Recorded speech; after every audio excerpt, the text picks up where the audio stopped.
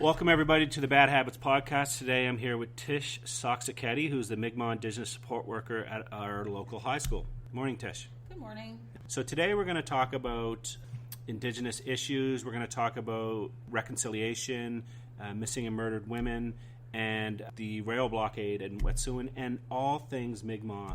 We're hoping to be able to break down some of these stereotypes and barriers. Thank you, Tish, for allowing me to do this today. I'm going to start out by asking you what it means to be Mi'kmaq.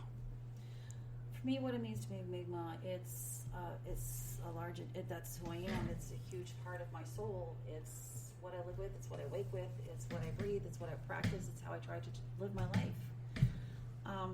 Being Mi'kmaq is being part of the First Peoples, being part of the original peoples. It's behaving in a manner that's respectful to those who have come before me, for those who are with me now, and for those who will come after me.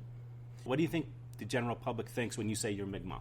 When I first moved to Halifax, my children were only young, and if I needed their attention, I would stop speaking to them in English, and I would speak to them in Mi'kmaq. And some of the people in the neighborhood, they had no idea what we were saying, and then a couple of parents asked me, they were like, so what are you saying to your kids? Like, are you guys Italian? Because my children look, they're dark complected and stuff. I'm not. My kids are. And I'm like, no, I said I'm speaking to them in Mi'kmaq. Well, after that, there were 3 little boys who were not allowed to come over to play anymore. Because we were Mi'kmaq. You think that there's definitely still a stereotype when it comes to being Indigenous in Canada? There is. Whenever some people find out that, yes, I am Mi'kmaq, I don't drink, I don't smoke, I do not use drugs, I don't even drink coffee or tea. And then you get told, well, you're one of the good ones. Well, what's a good one? That's interesting to me because I think that is a stereotype that is out there when it comes to the Indigenous communities, the alcohol, the drinking, the smoking, the drugs. Is it fair to say that alcohol is looked at differently if you're Mi'kmaq from the general public? Definitely. When people see you as an Indigenous person having a drink, or someone you know having a drink, what do you think they're thinking? There is that preconceived notion that all of a sudden, okay, there's going to be another drunken Indian. And that's not the way it is. I know lots of people who sit down and they will have a casual drink. I don't drink at all by choice. I choose not to. I don't see any point to it. We have a phrase, it's walking the red road. That's not a part of my life. What does that mean? To walk the red road means to walk the road in the manner of our ancestors. It's to walk the road without alcohol, without drugs, to try and do our best as we go, to walk in honor of our ancestors in the way the Creator intends for us to be the best people we can to be a part of the land, to recognize that we are all related, we are all connected, and in doing that, behave in that manner respectfully. So you are a Mi'kmaq Indigenous Support Worker here at J.L. Leslie High School, which is a local high school here in Halifax, Nova Scotia. I'm 44 years old. I can tell you that when I was in high school, there was a film, and that's all we saw when it came to Indigenous issues. And the name was Micmac. Do you remember that? Yes. So there's 2 questions I have for you. When and why was the change from Micmac to Mi'kmaq? And how important is your role and how important is the Mi'kmaq culture in our education system? When my children, my oldest son, who was 28, went to school, it was just they're changing from Mi'kmaq to Mi'kmaq. There were no supports in the school. There was my son and several students that he grew up with. They were the only identified Indigenous students in the school. They would have other kids walk up behind them and go, blah, blah, blah, blah, blah, and make comments behind them. The girls were referred to in derogatory terms. It was not easy. And there was, in social studies, they would see a movie. Otherwise, there wasn't much. And the kids felt very alone. There were no supports. There were no identified Indigenous elders or teachers in the school or staff people in the school. So there wasn't even a safe person for them to go to. Why is that important? You need to feel safe in order to have confidence to learn. You need to feel safe in order to grow. You need to feel safe in order to have some kind of secureness in yourself. Children need that safety and that security. And when you're in a school environment, there's so many things going on, especially as young people. You've got just identity alone as a young person, the way your brain's developing, you're exploring the whole world. If your identity, and that's the first thing someone sees, And as horrible as it sounds to say that judgments are made by that, but they are, and you feel insecure about even who you are as a person from the outward, then that affects everything else that's going to go on in your life. Everything. So if you have that somebody there that is there to help you, to help foster that, to help advocate for you, to have that safe space, that safe person, it's liberating, it's confidence building, it's a game changer, and it's a game changer for all the school, because then the barriers start being knocked down. Those barriers aren't viewed as barriers anymore. And in our culture, we're inclusive. We're not exclusive. Mm-hmm. We include everybody. We try to help everybody. And in doing that, the students who are not Indigenous are learning about our culture. And they think it's really cool for everything that we do and everything they see. We did a smudging ceremony yesterday here with one of the classes.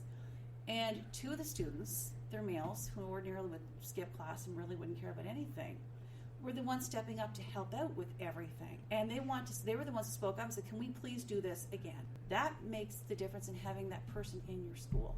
Let's talk about the population of Indigenous students in the school. You had made a comment before we started this podcast. You had made a comment about where the Indigenous student population was and where it is now. Can you let people know? The population hasn't changed. It's freedom to feel that you can identify that's changed. That security and being able to identify that's changed.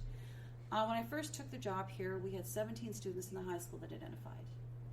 Currently, we are now up to just under 140 that identify as being Indigenous. A lot of that's because the students actually feel safe. Their parents feel safe. 2 years ago, I had a student who, for the previous 2 years, she was not allowed to identify. Her father was terrified that she would get picked on like he did. Grade 12 year, the mother, who is non-Indigenous, said, we're going to identify you. It's okay. So she identified. By the end of the school year, the dad was one of our biggest supporters. He was doing fundraising for us. He was helping us out with anything and everything he possibly could. And he said that he wished this would have been in place whenever he was a child, because he now felt pride in being Indigenous. And his daughter has gone on to St. Mary's, and she's connected with the Indigenous Society at St. Mary's, and she's a huge advocate. So let's transition from that to reconciliation. One of the most common things I hear when it comes to reconciliation is, well, that wasn't me. I wasn't part of the problem.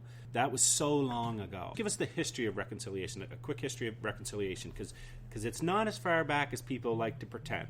Reconciliation is more reconciliation that's needed. Reconciliation is the acknowledging of what's taken place. It's the learning from what is taking place and then taking those lessons and putting them into practice to correct the wrongs, to implement change so those things never happen again, and to try and foster a positive relationship and correct the issues that occurred. In 1996, the last residential school in Canada closed. In this school, we have families whose parents were in that residential school. It's not that long ago. Explain to people that don't know what the residential schools were all about. The residential schools were implemented by Prime Minister John A. Macdonald, as part of the Indian Act. They were implemented by the government. They were run by the churches, various churches, not just the Catholic Church like everybody seems to think. It was multiple churches, multiple religions. The purpose of these schools was to get the Indian out of the child. These schools were meant to assimilate Indigenous people and children into mainstream culture. What these schools did was forcibly remove children from their homes for generations. They eroded the family network. They took away culture. Children and families had no rights. Parents lost the ability to parent because they didn't have a child anymore to parent. They were hurt. They were broken. Children were broken because their whole value system was taken away. They weren't allowed to communicate with brothers or sisters or friends. They couldn't go home. If you were a good little Indian, you might get to go home for Christmas, or maybe you might get to go home in the summertime, if that. Children that would try to speak up, or children would just even look the wrong way, were abused in many, many ways. A lot of children died. They just found a mass grave in Quebec, I think it was 5 years ago. There were 53 children found in this grave. We're still finding bodies.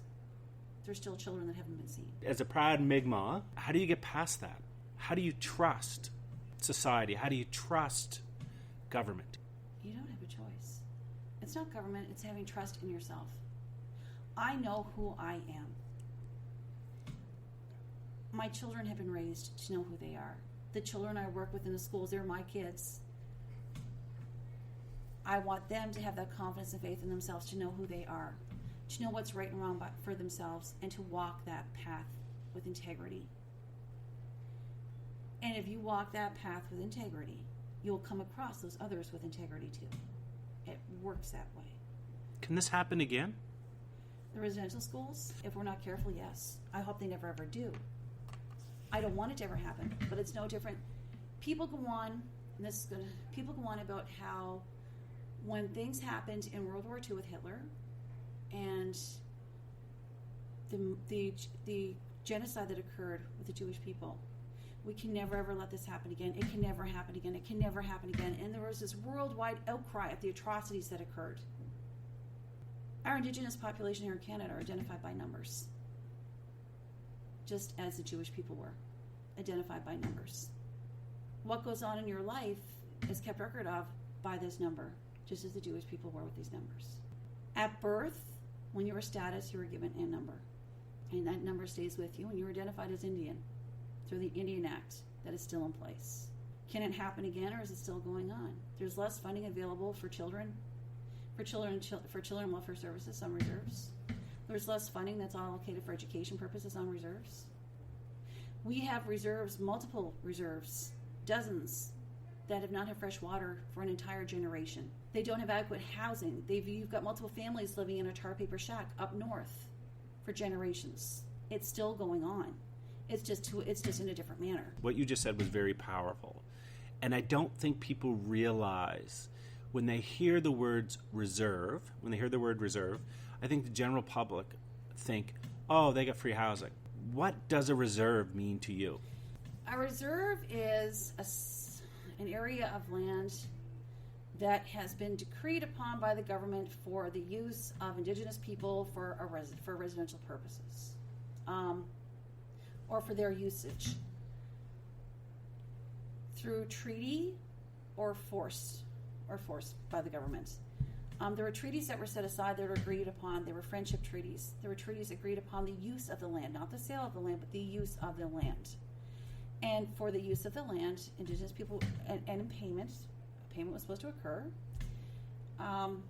Indigenous people live in a certain area. That would be the reserve land or the nation's land to use. In exchange for the use of all the other land, there was a financial benefit that was to occur for Indigenous people.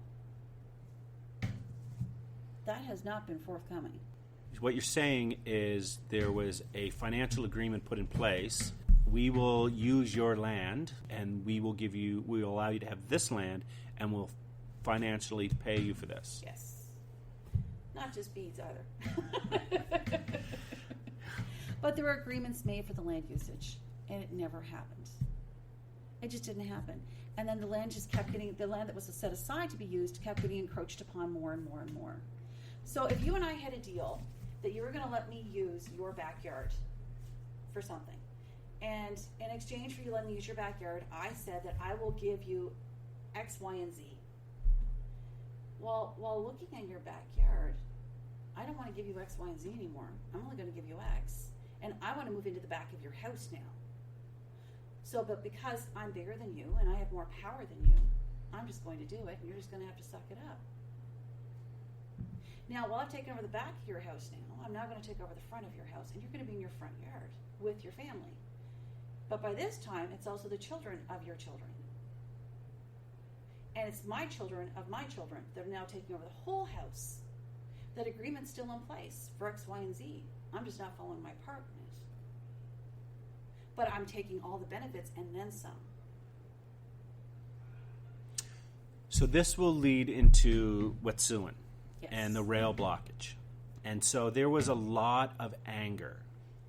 There was a lot of anger toward the Wet'suwet'en and Indigenous people in general over the rail blockage. There was two ways to deal with this issue. One was by force, which has been traditionally, I think, has been the way things have been done with indigenous communities, and the other was through negotiations to try to come up with an agreement to ensure that all sides. Now, obviously, coming up with an agreement is very difficult. When you were watching Wet'suwet'en and the rail block unfold, as a Mi'kmaq, an indigenous person, what was going through your mind? Don't let it be another Oka. Explain to people what Oka was. Oka was a case of non-indigenous people wanting to build a golf course, extend a golf course onto sacred burial grounds of indigenous people. If that was to occur in a non-indigenous environment, no one would even think about it. We have a burial ground downtown in Halifax where the library is. The old library. And that ground's thought to be sacred, and that ground's set aside for only a certain purpose and certain use. So now there's the issue of, well, what can we put there? Because we have to keep in mind, this is what it is. That same respect, that same consideration, those same courtesies were never allowed, or even considered during the Oka crisis. Soldiers were called in. So the Warrior Society came in, and there was a huge standoff. People were hurt on both sides. I did not want to see Oka happen again. Explain to people that may not fully understand why the blockade was happening. The blockade was a means of raising awareness in a non-violent means about the issues affecting our nation, because indigenous nations are nations unto themselves. It's no different than if you're in Europe, you've got England, Ireland, Scotland, Wales, France. You've got Germany, you've got Switzerland. They're all individual nations, all under Europe. Here in Canada, we have different nations, and the agreements between the government of Canada and those First Nations are their nation-to-nation agreements. So in a non-violent manner, Wet'suwet'en and other supportive nations across Canada were trying to raise awareness of the issues that are taking place, of the importance of protecting our land, of the importance of advocating for those rights and the honor of the treaties, as well as the honor of the legal rights that were represented and upheld by the Supreme Court of Canada and recognized by the United Nations. So what is the difference between an elected chief and a hereditary chief? Elected chiefs only started occurring as a result of the Indian Act. The Indian Act is a colonial system. The Indian Act is also responsible for residential schools. The Indian Act is responsible for eroding a lot of the rights, culture, and freedoms and beliefs that inherently indigenous people have maintained for forever. Hereditary chiefs, those chiefs, that's what our culture represents and acknowledges as chiefs. Indian Act chiefs are voted on by those who are band members, that are status band members. Hereditary chiefs, the band chiefs, the ones that are voted in, have the responsibility to act in a manner that's representative for all those who are voting members. The hereditary chiefs have the responsibility. They've been around for eternity. They have the responsibility for acting on behalf of all of those, everybody who is of that nation, whether they're status or not, and what's in the best interest for everybody's status or not. I'm going to throw out some stuff. When it came to the Wet'suwet'en rail blockade, what we were seeing on social media was, well, what about my job? How do you respond to that? On which side? Well, with people that were impacted by the rail blockade. Okay, in regards to the rail blockade, CN Rail made an announcement back in November that they were planning on layoffs. Back in November. There was not a blockade in place in November. So to blame those layoffs on the indigenous blockades, that's just not fair and not justified, considering back in November they made the announcement already that they were laying people off. And for other people whose jobs were affected, honestly, I do feel bad. But by the same token, the flip side is that you have people, again, who do not have fresh water for a generation, who do not have housing for a generation, who do not have access to medications, to things that we all take for granted, people take for granted. So to have your job impacted, yes, that's horrible. And it honestly is. Sincerely, it is. If your life is impacted to the point where you have not had fresh water for a generation, you need to look at the balance. And this was done in a non-violent manner. What was at the blockades, there was a sacred fire, which for us is very sacred, it's very special. There were women there with red dresses to represent the murdered indigenous women who have gone missing, are women and girls who keep going missing at an outrageous rate in comparison to non-indigenous women. The RCMP weren't even keeping a record of how many of our women and girls were going missing. It wasn't until after the inquiry, when the inquiry started looking into things, they were able to come up with the numbers for those who have gone missing. So the red dress is hanging. Then we had our elders who were singing our songs and playing the drum from Mother Earth. What we were doing in those blockades was representing who we are as a nation. We were asking in a peaceful manner, they were asking for a nation-to-nation meeting to try to discuss this. It wasn't violence, it was a nation-to-nation meeting in a peaceful way. But if it would have been done in a field somewhere, who would have noticed? Who would have cared? Who would have paid attention? For someone's life to be impacted for 2 to 3 weeks versus the impact that's taken place for several hundred years, I'll take 2 to 3 weeks over the several hundred years if there was a choice. Somebody explained it to me this way. They said, imagine tomorrow morning you wake up, and when I talked about the rail blockade and the issue around the pipeline, someone said, imagine tomorrow morning you wake up and somebody's running a pipeline through your front yard without your permission. Yeah. Is that fair to say? Very much so. And given the fact that the pipelines, you already know that there's been leaks, there's been explosions, there's been stuff like everywhere. Canada has the majority of fresh water in the world. And what the other thing that Indigenous people are fighting about is it's not just us. And there were a lot of supporters and a lot of people who were at the blockades and protesting as well who were not Indigenous that are just as concerned about the land. You know, I think some people took this as anti-Canadian. No. This isn't anti-Canadian. Not at all. No. Indigenous beliefs are we are the stewards of the land. Okay? We're the stewards of the land.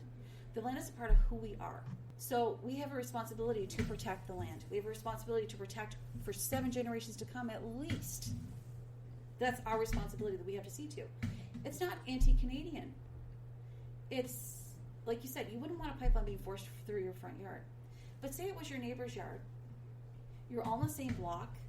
You share the same water, the same groundwater for your wells. Are you going to want that pipeline? It not only affects us, it affects everybody as a whole. But to have it forced upon us, or forced upon anybody, that's not right. Especially, you wouldn't put it through the United States. The United States would look at you and laugh, and you'd go running back to Canada with your tail between your legs. The United States is an independent nation. Wet'suwet'en is an independent nation. Like, there's a lot of different facets to this. And we'll move on to the next topic, but I think that is one of the things that people don't really understand when it comes to Mi'kmaq and the Wet'suwet'en and the different Indigenous nations, is that these are nations. Yes. People think they're just communities or they're actually legally nations. No different than dealing with the United States. Okay, so I want to go back to when you talked about the Indigenous women wearing the red dresses, and this is a big, big issue. Yes. And I don't think a lot of people knew about it until the inquiry, and then there was a few documentaries that were done. And if people haven't watched The Highway to Tears, I recommend watching. It is heartbreaking. So, the missing and murdered Indigenous women. Statistically, how likely are you to be a victim of violence if you're an Indigenous woman compared to a non-Indigenous woman? If you are an Indigenous woman, the statistics, because we just finished doing the Moose High campaign, which started out west, and it was to raise awareness of violence against women and children. It was started by a father and his daughter. And statistically, 1 in 3 Indigenous women are going to be a victim of violence. How many women do we know of that have gone missing so far, that we know of? So far that we know of, the last statistics I heard were 3,000 that we know of. And is this in one area, or is it right across Canada? This is just in one area.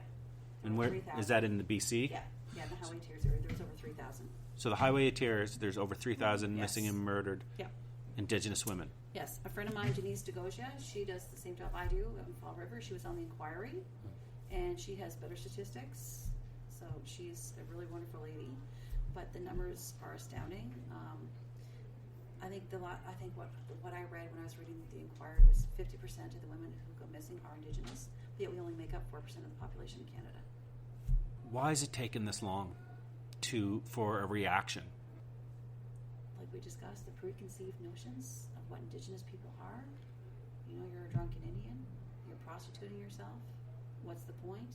They probably just ran away. They probably just got drunk and didn't come home. Those preconceived notions. Throwaway people. Disposable people. What has come out of the Missing and Murdered Indigenous Women Inquiry to help with this situation? Awareness. Awareness is huge. We have children who are aware. They grew up aware. Things will change with. It's my generation's responsibility to open this up and to try to educate our children. And in educating our children, they will then be able to advocate and be aware. It will be their children that are going to grow up knowing history and hopefully be safer. But in doing this, everybody's aware, Indigenous and non-Indigenous. It's opened up the lines of communication. It's put pressure on authorities to act. It's put pressure on different service agencies to act. It's raised that awareness. It's allowed Indigenous people, us, to advocate and not be so much afraid of advocating anymore, because people understand this is a real serious issue.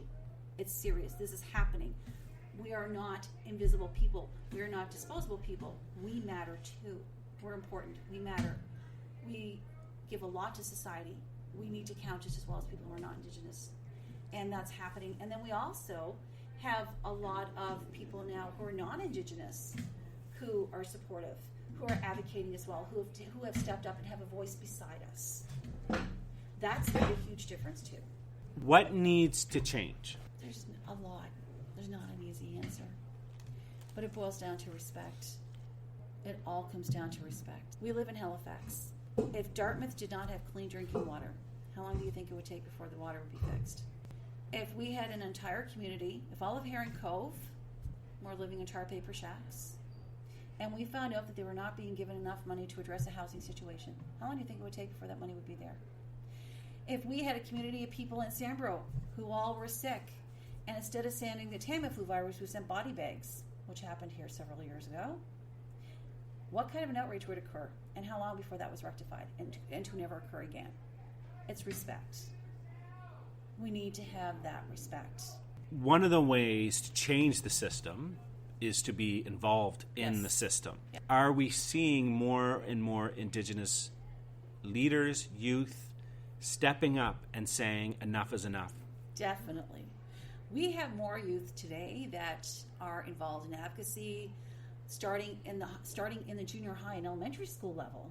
We've got students stepping up and saying, hey, this is who we are, this is what matters, this is what's important. Their parents have faith now and courage, and they're healed, they're healing and stepping up and saying, look, this is who we are. We have to make sure stuff like this doesn't happen anymore, and we have to do what we can to change and to fix things. We have to work together. We've got students in universities more than ever before. We've got Indigenous societies in most of the universities. You know, here in the high schools at JL especially, we have a very active Indigenous student program here.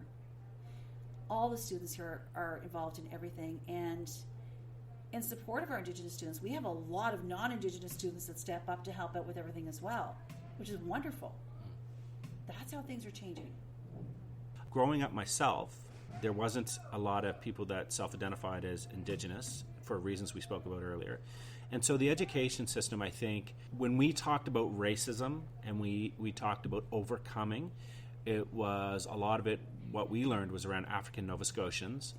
We did not learn a lot about Indigenous communities. And so growing up, generations were less empathetic because they didn't learn about what they had to overcome. I've known you for a while now. Yes. And I think it's amazing that you've taken on this position and these positions are there now, because I think if we're going to change this, we have to change it from within, and from within is through the education system. And you want to say something? You have to introduce yourself. Well, I'm Jorja, Purcell. An Indigenous youth here at the school. Yeah. And as you guys were saying about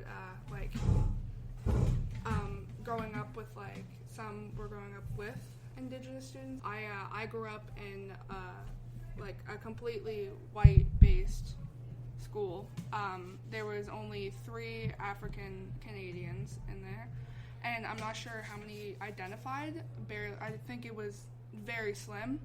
So growing up and then coming to like my junior high and then going to high school and then meeting Tish, it kind of changed, and I have friends from all sorts of different cultures and stuff, and it's like going from like a completely like white school and going into like an indigenous, it's like, it's confusing, but it's like good, you know?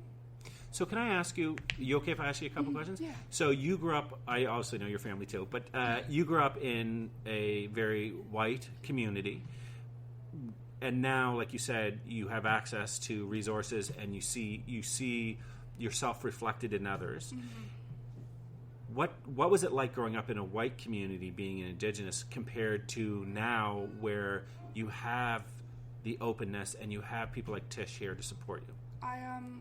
I'm also African Canadian, so it was very different for me. Like, when you wake up in a completely white community and you're a different skin color and stuff, it's like, why aren't I the same as everybody else? Like, I woke up being the kid that stood out, the kid that was different, because there was only 3 of us. So, in an all-white school, it's like when you walk in and it's all like white people and you're the only black person, you can clearly see like you're different. And part of me enjoyed that because I got to be unique. I got to be somebody that other people wanted to be, but another part of me was insecure about it because sometimes you want to be like everybody else. You want to fit in. And with my skin color, I couldn't really fit in. So coming into JL, junior high and JL, I got to meet people because I moved away from the white community and I went into like a multicultural community, and seeing people that had the same skin color as me and had the same culture like changed because I could fit in and I didn't have to be the odd kid out. I could be myself and be able to explore different cultures and meet new people that like the same things as me rather than, you know. How old are you? I'm 15. So you're 15. How important is it for you to know your Mi'kmaq culture, your indigenous culture? It's very important to me. I definitely believe that like it was definitely forgotten about, and now that we can have the resources to learn about it, I feel like everyone should learn about it because it's a beautiful culture, and it's so beautiful, like seeing them make like drums and stuff. Like that's like I learned how to make one a couple days ago, and it was beautiful, like how they do it by hand, and like I feel like everyone should know like about this, and everyone should know about the murder and missing Indigenous women because we're just as important as the African Canadians or the Europeans. It's like the culture is just so beautiful, and I feel like everyone should know about it. So I asked Tish this, and we're going to wrap this up, but I want to wrap it up with this one question to you. What does it mean to be Indigenous to you? It's freeing. It's safe. It means that, like, it's, how do I explain this? It's important. It's a very, like, I take pride in it, being Indigenous, because it's like a feeling. Like, how do I explain this? It means a lot. It means like you can walk up to somebody and be like, I'm Indigenous and I'm proud of who I am. Have you always felt that way? Not always. But you do now? Yeah. I definitely, in junior high, it was very hard being Indigenous. Yeah. It was I was scared to be who I was. But now that I'm here, it's like I can actually put pride into what I do because it's accepted by everybody. So I want to thank you, Tish, because you've been very open, and I hope that we're able to at least make people have a sober second thought on some of this stuff. I hope so. And at least try to look at this through your eyes and through Jorja's eyes. And I appreciate you. I know Jorja sat here. You sat here for the entire conversation, and I want to thank you for having the courage to come up and speak to us. But I want to thank you for what you're doing, Tish, and Jorja, what you're doing. This is absolutely beautiful, and it's something that is 100 years overdue. Thank you. Thank you.